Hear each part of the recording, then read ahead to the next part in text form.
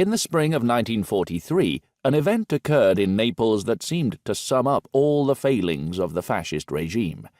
A fire broke out on a ship called the Caterina Costa, which was moored in the harbour. It was full of supplies bound for North Africa, including 900 tons of explosives, 5,000 tons of aviation fuel, and various tanks and artillery pieces. Dangerous ships like this should have been moored at the outer breakwater, but for some reason it was sitting fully loaded in the heart of the port. According to the official report that was sent to the Minister of the Interior 3 days later, the fire took hold just after 2 p.m. and was probably caused by a discarded cigarette. Unable to deal with the blaze while it was still small, the captain and crew simply abandoned the ship. But for those who were caught below deck, particularly at the stern, it was already too late. The shipping company later claimed that more than 100 Italian troops perished in the fire.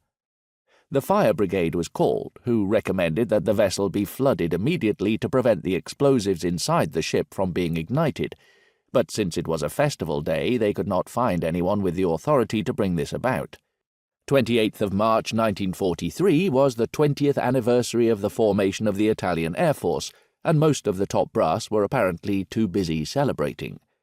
The Admiralty was not informed until about 3:30 p.m., but neither the Admiral Commander of the Maritime Department nor the Admiral High Commissioner for the port could be induced to make a decision.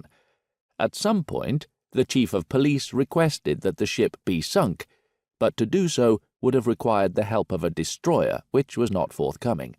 And besides, there were fears that sinking the ship might spill yet more fuel into the water and allow the fire to spread. Another option was to tow the burning ship out to open water, but again nobody seemed willing to make such a decision. In the end, all that was done was to move the other vessels a little further away and to evacuate the area within 500 meters of the burning ship. Nobody thought it was worth sounding the alarm. The explosion that took place at around 5:30 p.m.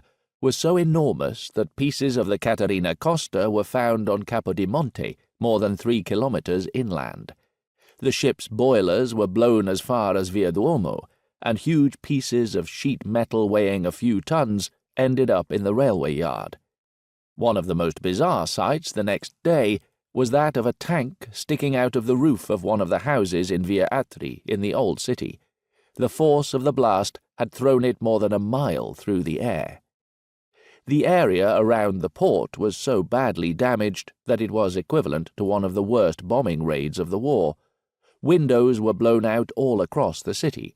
According to the report by the Inspector of Civil Engineering the following day, around 50,000 buildings had been damaged, including the Carmelite Church, the State Archives, the docks and warehouses, and the Customs Office.